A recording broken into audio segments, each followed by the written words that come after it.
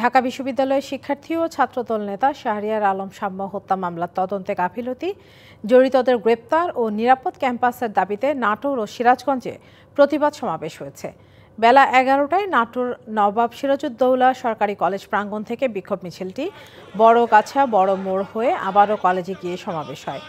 এ সময় বক্তারা মূল আসামিকে দ্রুত আটকের দাবি জানান। সিরাজগঞ্জ সরকারি কলেজ ক্যাম্পাসে প্রতিবাদ সমাবেশে বক্তারা বলেন, ফ্যাসিস্ট মুক্ত বাংলাদেশে শাম্যকে নির্মমভাবে হত্যা করা হয়েছে, অথচ এখনও হত্যায় জড়িত ঘাতক গ্রেপ্তার হয়নি।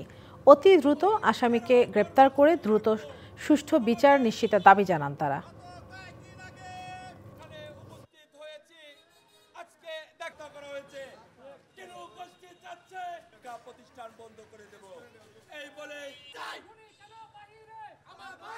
নগদ পেমেন্টে ৫০০ টাকা পর্যন্ত ক্যাশব্যাক আর লেনদেনে প্রতিদিন ডিপ ফ্রিজ এবং ঘন্টায় ঘন্টায় এসি টিভি সহ দারুণ সব গিফট।